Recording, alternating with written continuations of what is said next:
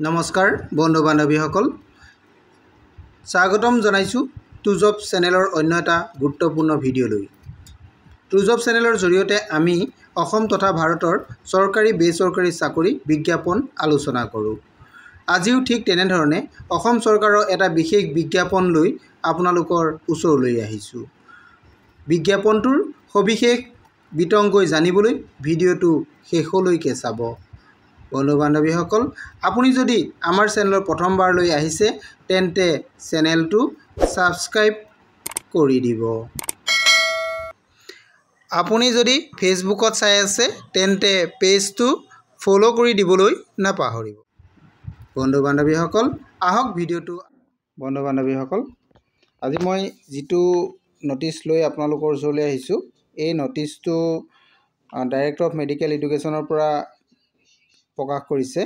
এই ন'টিচটো 25 তাৰিখে প্ৰকাশ হৈছে, আপোনালোকে চাব পাৰিব।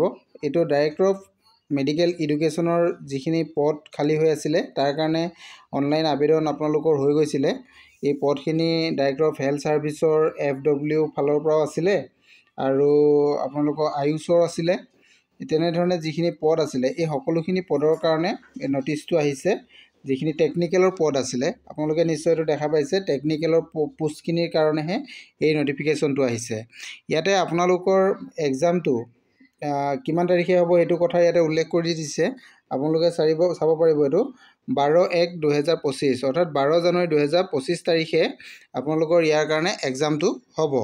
এই তাৰিখত পৰীক্ষাটো এক্সামটো আপোনালোকৰ হ'ব আৰু ইয়াৰ কাৰণে আপোনালোকে এডমিট কাৰ্ড ডাউনলোড কৰি ল'ব পাৰিব। এডমিট কাৰ্ডটো আপোনালোকৰ এইটো অফিচিয়েল ৱেবছাইট দেখিছে, এইটো www.dme.assam.gov.in। ইয়াৰ পৰা আপোনালোকে এডমিট কাৰ্ড ডাউনলোড কৰি ল'ব পাৰিব বা ইয়াৰ পিছৰ যিখিনি কণ্ডিশ্যন থাকে এইখিনি কথা আপোনালোকে জানিব পাৰিব।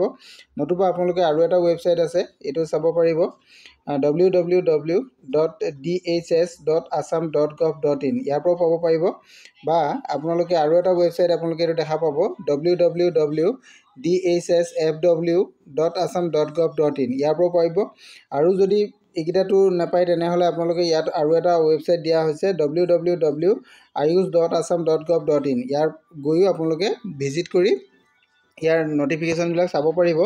এইটো ন'টিফিকেশ্যনটো আহিছে আপোনালোকৰ ডাইৰেক্টৰ অফ হেল্থ ছাৰ্ভিচৰ পৰা, যিহেতু এক্সামটো আপোনালোকৰ 12 তাৰিখে হ'ব বুলি ইয়াতে উল্লেখ কৰি দিছে। আৰু ইয়াৰ কাৰণে আপোনালোকে এডমিটটো যদি আপোনালোকে ডাউনলোড কৰিব বিচাৰে তেতিয়াহ'লে অফিচিয়েল ৱেবছাইটবিলাকত আপোনালোকে পাই যাব আৰু অফিচিয়েল ৱেবছাইটতে পাব। আৰু ইয়াৰ কাৰণে লিংকটো অলৰেডি অ'পেন হোৱা নাই।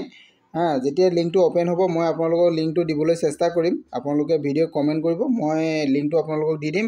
আপোনালোকে ডাইৰেক্ট গৈ লৈ তাৰ পৰা এডমিট কাৰ্ডটো ডাউনলোড কৰি ল'ব পাৰিব। আজি এইখিনি কথা আছিলে, আপোনালোকে সকলোখিনি কথা জানিছে। কি কি পদৰ কাৰণে আছিলে এইখিনি অলৰেডি অনলাইন আবেদন 20 তাৰিখলৈকে আছিলে। 20 তাৰিখে অনলাইন আবেদন ক্ল'জ হৈছিলে আৰু ইয়াৰ কাৰণে পৰীক্ষাটো 12 জানুৱাৰীত অনুষ্ঠিত হ'ব বুলি উল্লেখ কৰিছে। আজি এইখিনি কথাই আপোনালোকক জনালোঁ।